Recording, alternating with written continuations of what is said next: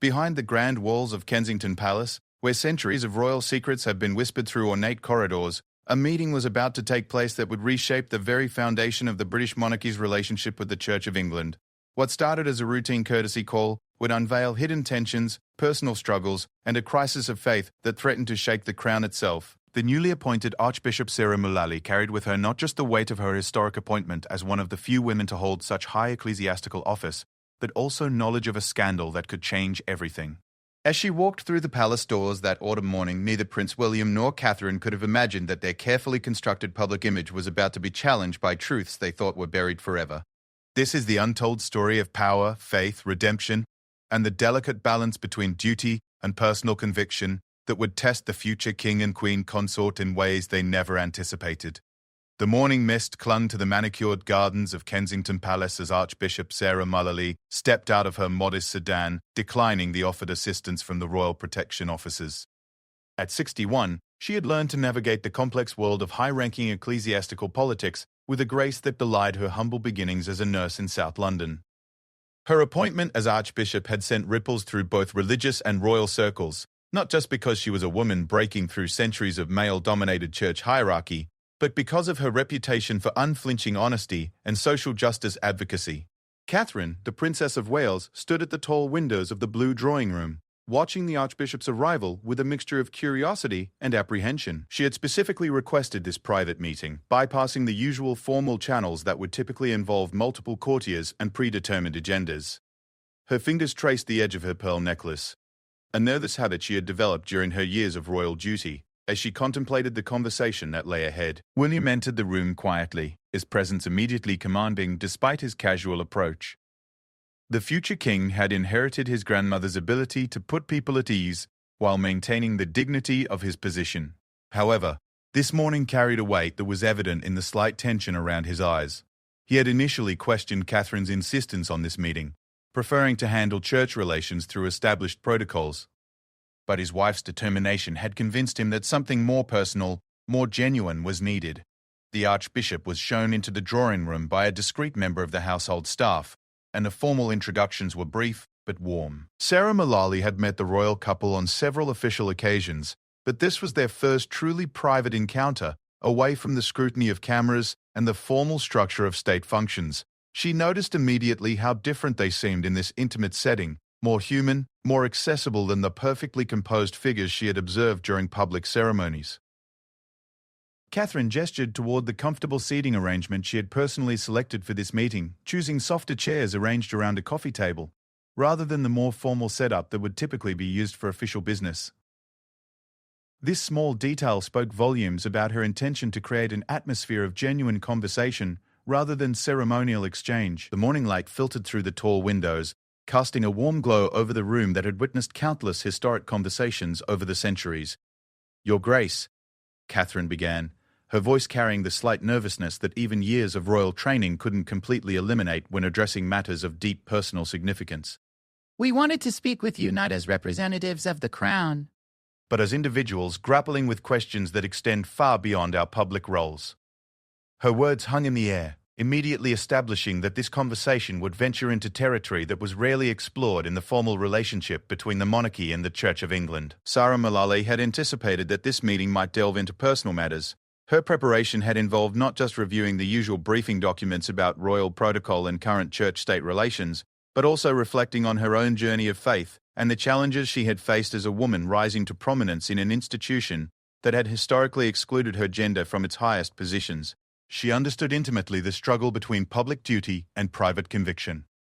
William shifted forward in his chair, his hands clasped together in a gesture that revealed his internal tension. "We've been watching your work, particularly your advocacy for social justice, and your willingness to challenge traditional structures within the Church. It's refreshing, but it's also made us reflect on our own position and the expectations placed upon us." His admission was carefully measured but unmistakably sincere, revealing a depth of thought that contradicted the sometimes superficial public perception of royal concerns. The conversation that followed began to peel back layers of assumption and protocol that had governed royal church relations for generations. Catherine spoke about her struggle to reconcile her personal beliefs with the requirements of her position, particularly regarding social issues where the Church's traditional stance often conflicted with her own moral compass. Her background before marriage into the royal family had exposed her to different perspectives and ways of thinking that sometimes sat uncomfortably with the expected uniformity of royal opinion. Archbishop Mullally listened with the attention of someone who had spent decades counseling individuals through crises of faith and identity. She recognized, in Catherine's words, the familiar struggle of someone trying to maintain authenticity while fulfilling roles that seemed to demand the suppression of personal conviction. Her response was measured but encouraging, drawing on her own experience of challenging institutional expectations while remaining committed to her fundamental beliefs. The discussion moved toward William's unique position as someone destined to become the Supreme Governor of the Church of England, a role that carried immense symbolic weight but often felt disconnected from the lived reality of faith and spirituality. He spoke candidly about feeling trapped between the ceremonial aspects of his future religious responsibilities and his desire to make the monarchy more relevant and responsive to contemporary social challenges. As the morning progressed, the conversation began to reveal deeper layers of complexity. Catherine mentioned her observations during recent royal visits to communities affected by poverty, inequality, and social injustice. She described the disconnect she felt between the privileged world she now inhabited and the harsh realities faced by many of the people she was meant to serve. Her words carried a weight of genuine concern that went far beyond the typical royal expressions of sympathy for societal problems. The Archbishop found herself increasingly impressed by the depth of thought and genuine concern displayed by both royals. Their questions weren't merely about protocol or public image management, but reflected serious consideration of how their positions could be used more effectively to address real social issues. Sarah Mullally began to see an opportunity to bridge the gap between institutional tradition and progressive action that had been a central theme of her own clerical career.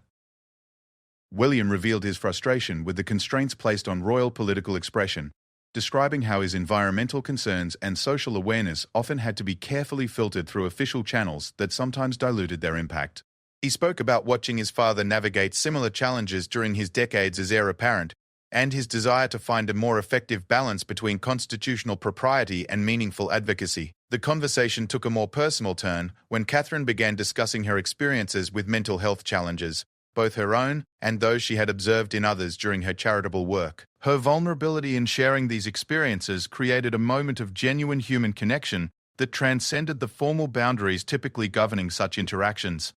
The Archbishop responded with her own stories of providing pastoral care to individuals struggling with depression and anxiety, creating a bridge of shared understanding. As the morning session drew toward its conclusion, all three participants realized that they had stumbled upon something significant. The conversation had evolved from a courtesy meeting into a genuine exploration of how faith, duty, and personal conviction could coexist in the modern world. Archbishop Mullally suggested that their discussion had only begun to scratch the surface of these complex issues, and she proposed that they continue their conversation in a more structured way that might lead to concrete action rather than just philosophical reflection. The atmosphere in the room had transformed from the polite formality that had characterized the beginning of their meeting to something approaching genuine collaboration. William and Catherine exchanged glances that suggested they were thinking along similar lines, recognizing that they might have found in Archbishop Mullally not just a religious leader, but a potential ally in their desire to modernize and humanize the monarchy's role in contemporary society. The seeds of what would become a much larger initiative had been planted, though none of them yet realized the full implications of what they had begun. As Archbishop Mullally prepared to leave for the day, she carried with her not just the satisfaction of a successful initial meeting, but the beginning of a vision that could reshape the relationship between the Crown, the Church, and the people they served. The conversation had revealed possibilities that none of them had anticipated when the meeting was first arranged, setting the stage for developments that would surprise even those closest to the royal family. 3 weeks after their initial conversation, Archbishop Sarah Mullally returned to Kensington Palace carrying a leather portfolio that contained what she considered to be one of the most important documents she had ever prepared. The intervening time had been spent in careful research, prayer, and consultation with trusted advisors who shared her vision for a more engaged and socially conscious relationship between the monarchy and the Church. However, what she had discovered during her investigation had revealed complexities and potential obstacles that she had not anticipated. Catherine had spent those same weeks in a state of heightened awareness, seeing her royal duties through the lens of their previous conversation. During a visit to a homeless shelter in Manchester, she had found herself asking questions that went beyond the usual royal protocol, engaging with service users about their experiences with social services mental health support, and the systemic issues that had led to their current circumstances. Her private secretary had noted with some concern that the princess was spending significantly more time at each engagement, often running behind schedule as she pursued conversations that clearly mattered to her personally. William, meanwhile, had been grappling with the constitutional implications of the ideas that had emerged from their discussion. His position as future Supreme Governor of the Church of England meant that any significant changes in the royal family's relationship with religious and social issues would require careful navigation of centuries-old traditions and modern political sensitivities. He had quietly reached out to constitutional experts and former private secretaries to his grandmother, seeking guidance on how far the monarchy could push boundaries without crossing lines that might create genuine constitutional problems. The second meeting began with a different energy than the first. Archbishop Mullally's demeanour carried a gravity that immediately signalled to both William and Catherine that significant developments had occurred since their last conversation. She had arranged her materials methodically, but her usual composed confidence seemed tempered by something approaching apprehension. The weight of what she was about to reveal had been keeping her awake at nights, wrestling with questions about duty, loyalty, and the greater good. "Your Royal Highnesses," she began, her voice carrying formal overtones that had been absent from their previous more relaxed discussion. "I have spent considerable time researching the possibilities we discussed, and I believe there are opportunities for meaningful change. However, I've also uncovered information that I believe you need to know, information that could significantly impact any decisions you make about moving forward." Her words created an immediate tension in the room, transforming what had been anticipated as a planning session into something that felt more like a briefing on a developing crisis. Catherine felt her stomach tighten with a familiar anxiety that had become her constant companion whenever royal duties intersected with personal convictions. She had learnt over the years that such formal pronouncements from trusted advisors often preceded revelations that would complicate her already complex life. William's expression shifted into the careful neutrality he had mastered during his military service, preparing himself mentally for whatever disclosure was about to emerge. Archbishop Mullally opened her portfolio and withdrew a folder marked with her personal seal, indicating the sensitive nature of its contents.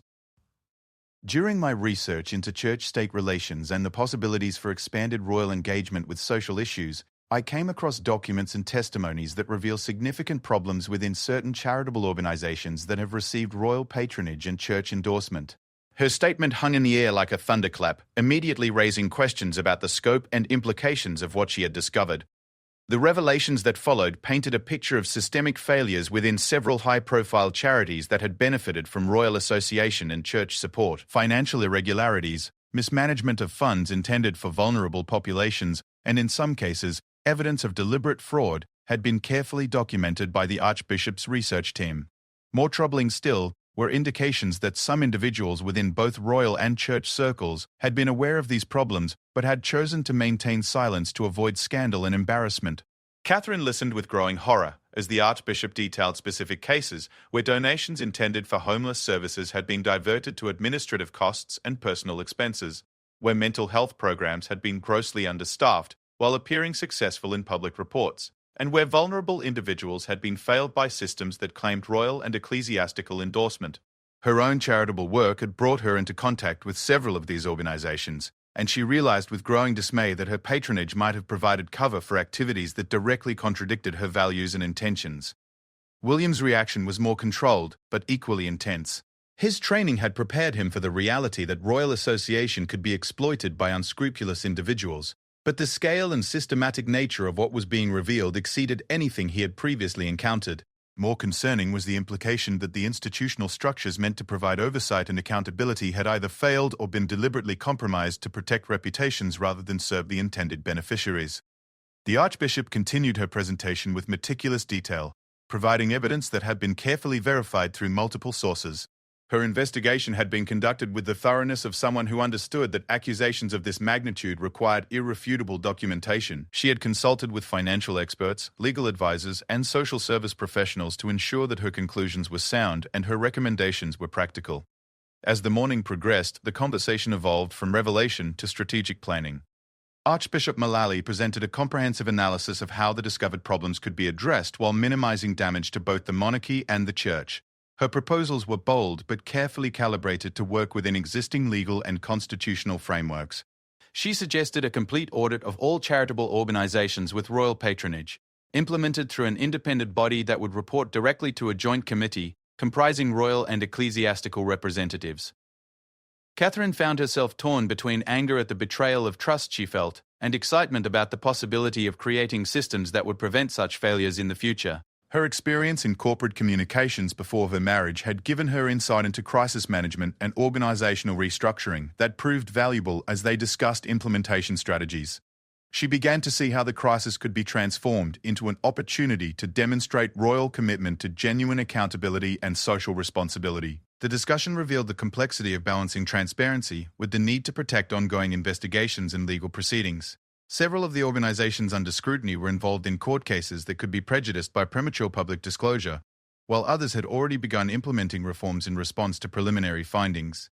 The Archbishop had worked closely with law enforcement agencies to ensure that her investigation complemented rather than interfered with official criminal investigations. William raised concerns about the political implications of taking such decisive action against established charitable organizations, particularly given the monarchy's need to remain above party politics. However, Archbishop Mullally argued persuasively that failing to act would be far more damaging to royal credibility than taking principled action based on clear evidence of wrongdoing. She pointed out that public confidence in charitable giving and royal patronage was already being eroded by growing awareness of the problems, and that leadership rather than defensiveness was needed to restore trust.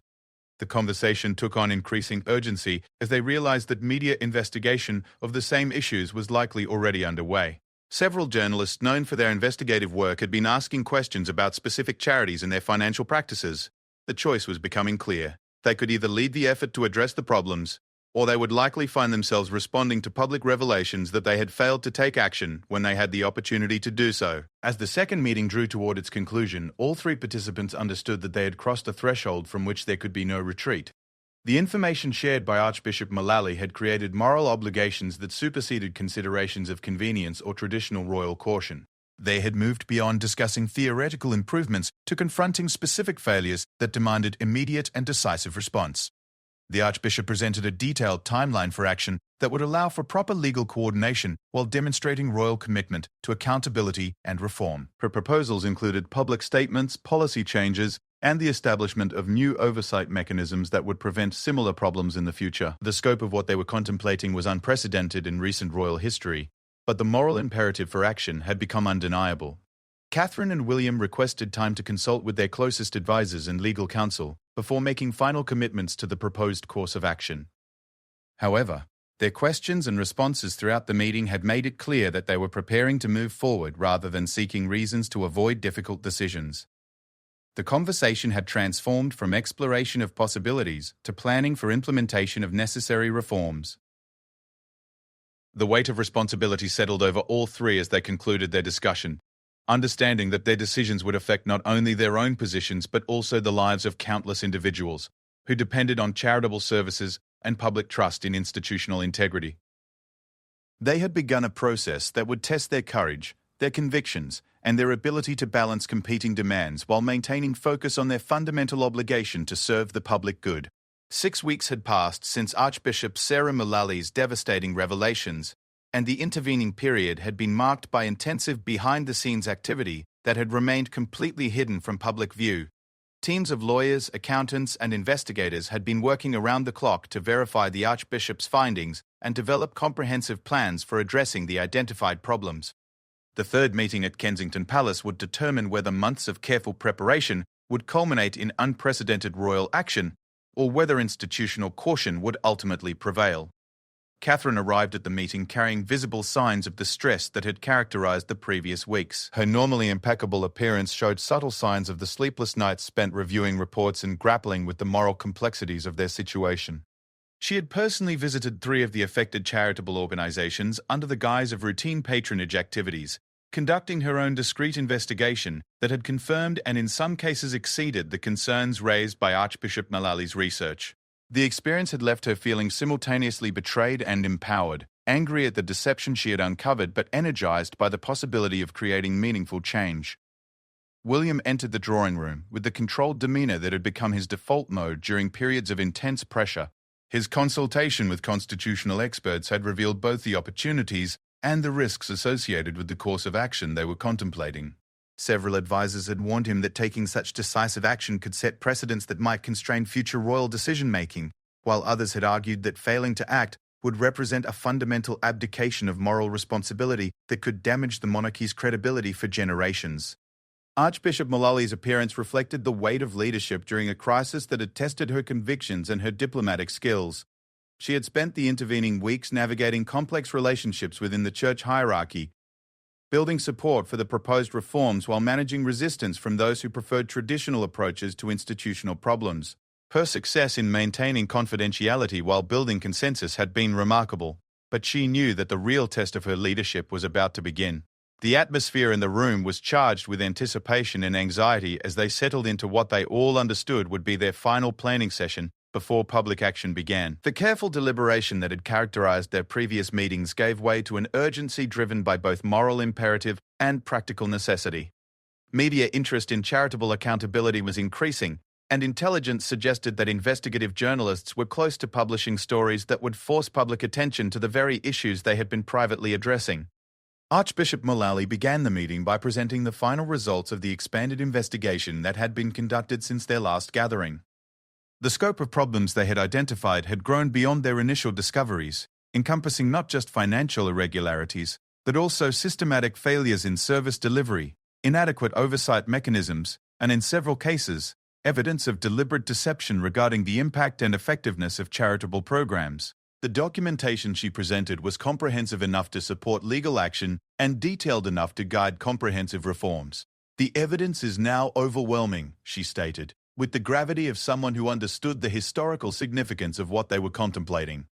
"We have identified failures of accountability and stewardship that have affected thousands of vulnerable individuals who trusted in the integrity of organizations bearing royal and ecclesiastical endorsement. The question is no longer whether action is justified, but whether we have the courage to take action that matches the scale of the problems we have discovered." Catherine responded with a passion that surprised even those who knew her well. "The people who have been failed by these organizations trusted in the royal seal of approval that my patronage provided. They believed that our involvement meant these charities met standards of excellence and integrity that justified their confidence and their donations. If we fail to act decisively now, we become complicit in their exploitation, and we betray the trust that is fundamental to everything the monarchy represents." Her words crystallized the moral dimension of their dilemma in terms that made continued inaction untenable. William nodded in agreement, adding his own perspective shaped by his understanding of constitutional responsibilities and public expectations. "The monarchy's authority derives from public trust, and that trust is built on the assumption that we take our responsibilities seriously and act with integrity when presented with clear evidence of wrongdoing. If we choose institutional convenience over moral courage, we undermine the foundation of everything we claim to represent." The conversation that followed was focused on implementation rather than further deliberation. Archbishop Mullally presented a detailed action plan that had been developed in consultation with legal experts, communication specialists, and policy advisors from both royal and church circles. The plan called for coordinated public statements announcing the suspension of royal patronage for affected organizations, the establishment of an independent review body to conduct comprehensive audits of all charitable relationships, and the creation of new standards and oversight mechanisms designed to prevent similar problems in the future. The complexity of coordinating such an initiative, while maintaining legal confidentiality and avoiding prejudice to ongoing criminal investigations, required careful sequencing of public announcements and private actions. The plan included specific protocols for communicating with affected individuals, managing media coverage, and working with law enforcement agencies to ensure that their public actions supported rather than interfered with official investigations. Catherine raised concerns about the personal impact on individuals who had worked in good faith within compromised organizations, recognizing that public disclosure would inevitably affect people whose only fault was failing to recognize or address systemic problems around them. The Archbishop acknowledged these concerns but argued that protecting institutional reputations at the expense of accountability would ultimately cause more harm than honest disclosure followed by comprehensive reform. The discussion revealed the extent to which they had all been changed by their involvement in this investigation. Catherine spoke about how the experience had forced her to confront uncomfortable questions about the effectiveness of traditional royal charitable work and the need for more substantive engagement with social problems. William described his growing conviction that the monarchy needed to demonstrate leadership through action rather than just ceremony, even when such action involved personal and institutional risk. Archbishop Mullally shared her own evolution from someone primarily concerned with church-state relations to an advocate for systematic reform that would strengthen public confidence in charitable institutions. Her perspective had been broadened by exposure to the real-world impact of institutional failures on vulnerable populations, transforming her understanding of the Church's social responsibilities and the monarchy's role in ensuring accountability. As they moved toward final decisions, the weight of history became palpable in the room. They were contemplating actions that would establish new precedents for royal engagement with social issues and create new standards for institutional accountability that would influence charitable organizations throughout the country. The ripple effects of their decisions would extend far beyond the immediate organizations involved, potentially reshaping public expectations about royal responsibility and charitable governance. The final agreements reached during their meeting represented a remarkable convergence of moral conviction and practical planning. They committed to a phased implementation strategy that would begin with private communications to affected organizations, followed by public announcements that would demonstrate royal leadership while respecting legal and constitutional constraints. The timeline they established was ambitious but achievable, designed to maintain momentum while allowing for proper coordination and communication. Catherine volunteered to take personal responsibility for communicating with individuals and families who had been affected by the charitable failures, recognizing that royal acknowledgement of their experiences would be meaningful regardless of the practical remedies that might be available. Her commitment went beyond protocol requirements to embrace a level of personal engagement that reflected her genuine concern for the people who had been harmed. William accepted the constitutional risks associated with taking such unprecedented action, understanding that his decisions would be scrutinized by political opponents and constitutional scholars who might question the appropriate limits of royal authority. His willingness to proceed despite these risks demonstrated a level of moral courage that would define his approach to kingship and establish new expectations for royal leadership. As the meeting concluded, all three participants understood that they had committed to a course of action that would test their convictions, their abilities, and their relationship with institutional traditions that had governed royal behavior for centuries. They had chosen principles over convenience, transparency over protection of reputation, and action over the comfortable inaction that had allowed problems to persist and grow. The transformation that had begun with Catherine's simple request for a private conversation had evolved into a comprehensive initiative that would reshape charitable accountability, demonstrate new models of royal leadership, and establish precedents for institutional courage in addressing systematic failures. Their success would depend not just on their ability to navigate the immediate challenges of implementation, but on their capacity to maintain focus on the fundamental goal of serving people who had been failed by systems they had trusted. In the weeks that followed their final planning meeting, the carefully orchestrated implementation of their decisions would create ripple effects throughout British society, challenging established assumptions about royal responsibility, charitable governance, and institutional accountability.